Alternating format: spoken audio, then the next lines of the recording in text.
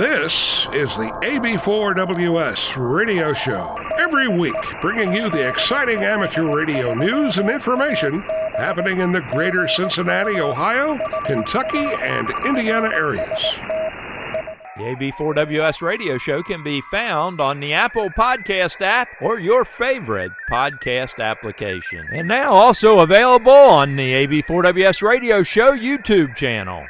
Sean Waldrop, WA9SAW, one of the directors of the Amateur Radio Emergency Team in Northern Kentucky, was requested and responded to Kerr County, Texas area to assist a church group in that area. Upon arrival, Sean and his team hit the ground running, feeding about 200 people 3 meals a day. He also was able to set up a 2-meter and 70-centimeter repeaters and nets, passing lots of traffic for the Red Cross. Thanks to Sean and his team for their fine work and dedicated service. Congratulations to New Hammond technician Ron Soup, KR4FNE, and Ben Foster, KF8EPI, James Hurdle, N0QAS, and James Orr, KF8DVO, who upgraded to General at the Northern Kentucky Amateur Radio Exam Session. Welcome to the hobby, Ron.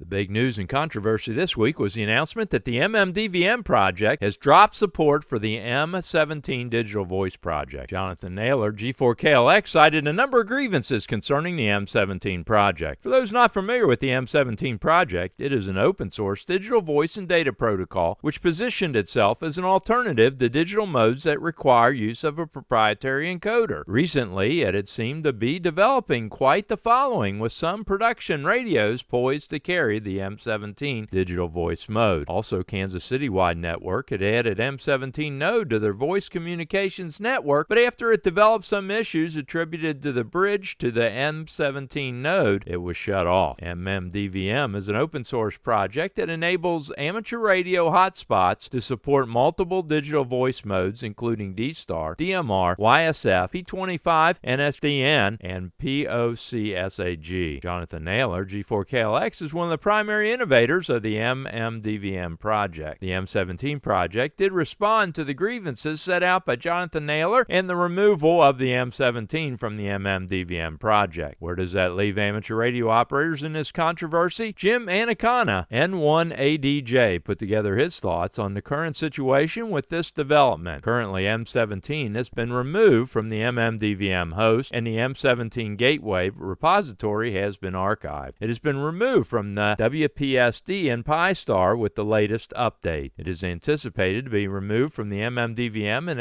MMDVM_HS, which is the hotspot firmware. Some operators are turning off updates to WPSD and Pi-Star hotspot software to keep the existing M17 connectivity present, and archiving the current working version as well as the current firmware versions which still support M17. There has been some discussion of a fork of the Pi-Star or WPSD software, which would restore M17 functionality to the hotspot software and also the hotspot firmware, enabling M17 use. There's also discussion the development of an alternative M17 multi-mode and repeater option, perhaps even M17 only, with rumors of that name being M-Spot for the software and firmware and a Raspberry Pi interface for the CC1200 hat. As the technical aspects of these projects evolve, as well as the changes in technology, software, and firmware, and the politics of these groups mature, I'm sure we'll hear more about this issue.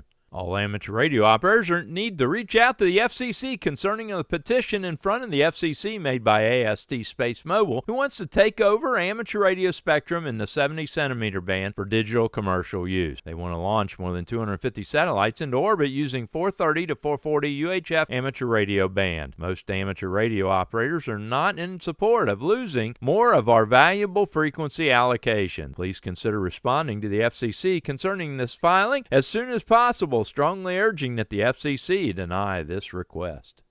The ARRL Board of Directors met on July 18th and 19th, and the Programs and Services Committee have created another new DXCC award, the 10-band DXCC, which will recognize those who achieve DXCC on all bands from 6 meters to 160, excluding 60 meters. They also announced that the 2026 will be the year of the club and will recognize outstanding clubs and club websites. The Bluegrass Amateur Radio Society is looking for nominations for the Ernie Farmer Memorial Award, which need to be submitted by August 11, 2025. They can be emailed to ke4maj@awrl.net or mailed to Bluegrass Amateur Radio Incorporated, Post Office Box 13206, Lexington, Kentucky 40583-3206. The selection committee considers involvement in public relations, operating excellence, involvement in public service assistance to prospective and/or licensed amateur radio operators, and a combination of these general furtherance of amateur radio. So nominate your favorite candidate today. With the news of Ham Shack Hotline being shut down, the 146.640 repeater in Adair, Kentucky, has obtained the Hams over IP extension of 15106 for connection to its repeater.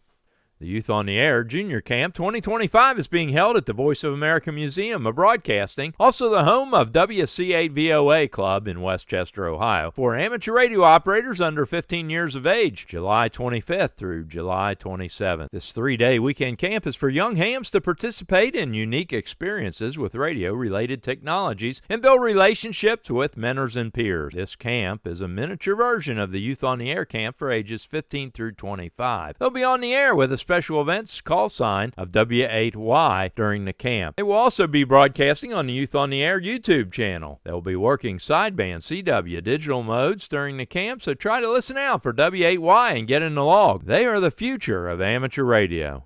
Volunteers are needed for Paddlefest August 2nd. To volunteer, you need to complete 3 steps. The first is registering as a volunteer on the Google Form assignment. The second is to register for the event coordinators at volunteer.ohioriverfest.org. And lastly, register with groups.io for the Paddlefest Radio Volunteers. For the links and additional information, reach out to Brian, KC8EGV at HOFFGROUP@gmail.com. On August 4th at 7 p.m., the Amateur Radio Emergency Team in Northern Kentucky, also known as KY6ET, will be meeting at the Bethesda Community Church, 989 East Mount Zion Road in Independence, Kentucky, and the training team will be holding a training session on crossband repeating. Crossband repeating is a technique that can be employed during public service events under emergency deployment conditions and other conditions where an individual really needs to use an HT or other radio in an area, or under conditions where the coverage is not optimal, and use another radio set up with crossband repeat function active to relay their signal in an adequate signal strength to the other station or repeater. The training will involve a small presentation, a group discussion, and some hands-on practice. They will have multiple crossband repeaters active in, on, or near the premises so that you too can put into action the skills you learn. This presentation is open to anyone, so come on out and bring your dual band handheld with you to learn. August 9th is Kentucky Parks on the Air event created to promote awareness of ham radio in the beautiful Kentucky state parks and the national park system, promoting camaraderie within the ranks of the Kentucky Amateur Radio Operators, sponsored by the Murray State University Amateur Radio Club. Competing stations will operate from as many as 50 Kentucky state parks and 10 national park sites as possible, making contacts from the park from 10 a.m. to 6 p.m. Eastern Time. Updated rules and information is on the K4SMU.com/KYPOTA website. The Brunch Bunch will be meeting on Saturday, August 9th at 1 p.m. at the Sinful Eats, located inside Stumps Lanes, 5536 Bridgetown Road in Bridgetown, Ohio. They have the chef-crafted dishes, which go beyond the typical bowling alley fare.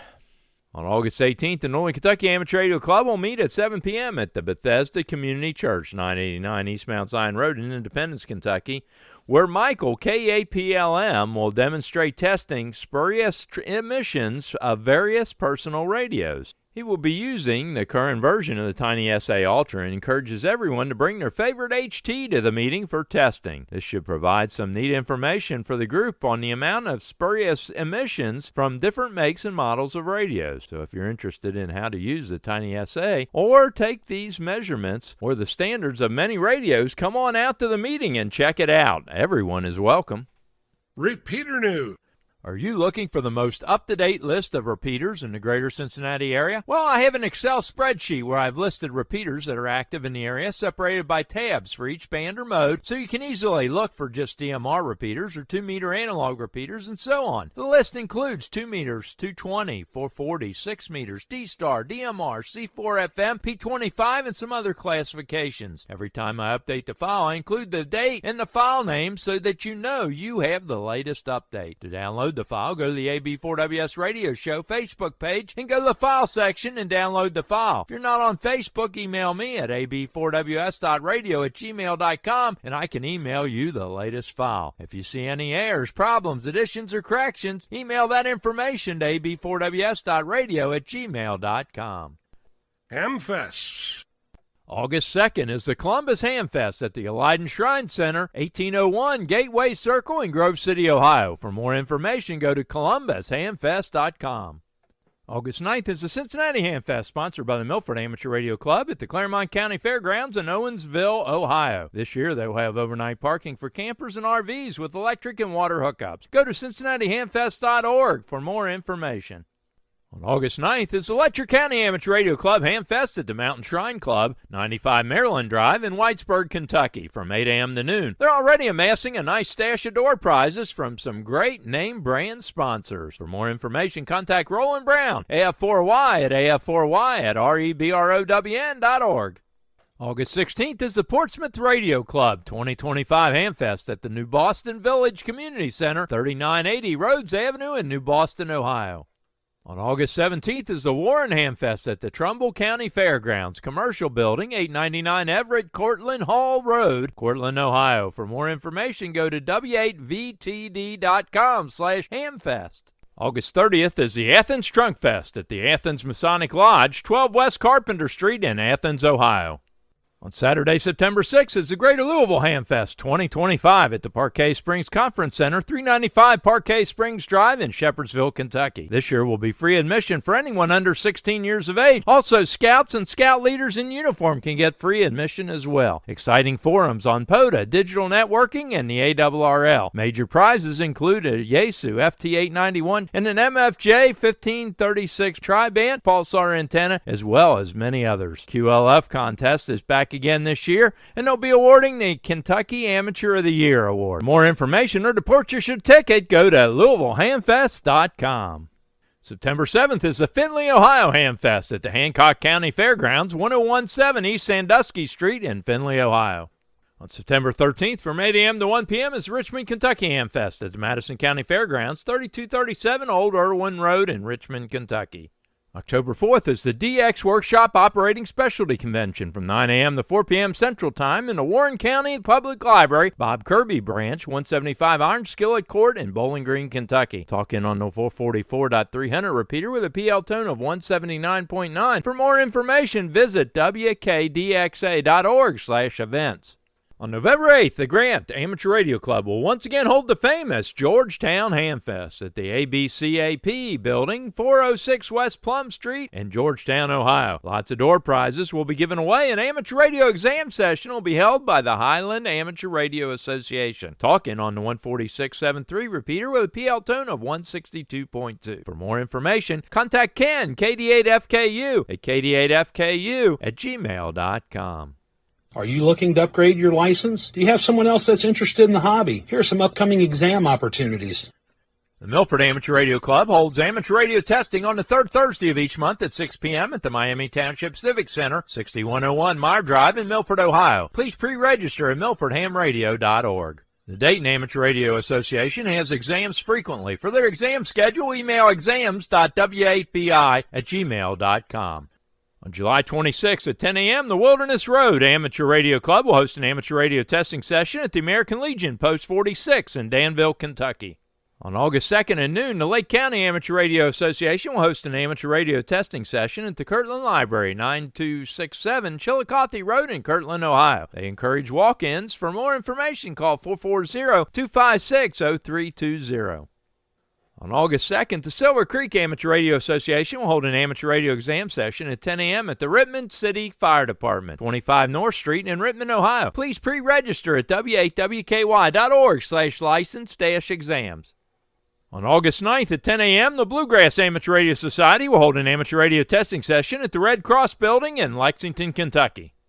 On August 14th, the DeForest Amateur Radio Club will hold an amateur radio exam session at 6 p.m. at the Adams County Emergency Management Office, 31 Logan's Lane in West Union, Ohio. Please pre-register by emailing K8WEH at K8WEH@ARRL.net or check in on the K8GE.net website. On August 18th at 5:30 p.m., the Northern Kentucky Amateur Radio Club will hold an amateur radio exam session at the Bethesda Community Church, 989 East Mount Zion Road in Independence, Kentucky. You must register by going to hamstudy.org/session/NKY-VE. On October the 9th, the DeForest Amateur Radio Club will hold an amateur radio exam session at 6 p.m. at the Adams County Emergency Management Office, 31 Logan's Lane in West Union, Ohio. Please pre-register by emailing K8WEH at K8WEH@ARRL.net or on the K8GE.net website. On October 11th at 10 a.m., the Scott County Amateur Radio Club will host an amateur radio testing session at the Georgetown Police Department, Georgetown, Kentucky. On October 25th at 10 a.m., the Wilderness Road Amateur Radio Club will host an amateur radio exam session at the American Legion, Post 46 in Danville, Kentucky. On October 28th at 6 p.m., the K4TG VE team will host an amateur radio exam session at the Anderson County Extension Building. Use the rear entrance in Lawrenceburg, Kentucky. On November the 8th at 10 a.m., the Bluegrass Amateur Radio Society will host an amateur radio exam session at the Red Cross Building in Lexington, Kentucky.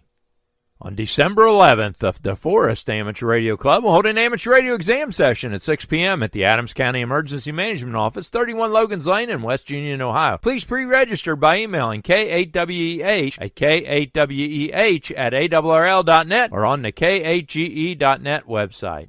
On December 13th, the Scott County Amateur Radio Club will hold an amateur radio testing session at the Georgetown Police Department in Georgetown, Kentucky. Special thanks to this week's content contributors: WB8VNH, KY6MM, AC8MA, KY4GW, WB8YYS, KD8ZLD, K9HIO, N8LAR, K4NKU. If you have something you think other amateur radio operators in the area would be interested in, send the information or your recorded audio file attached in an email to ab4ws.radio@gmail.com. Covering your amateur radio news and information in the greater Cincinnati, Ohio, Kentucky, and Indiana tri-state area, this is Jack Prindle, AB4WS in Big Bone, Kentucky.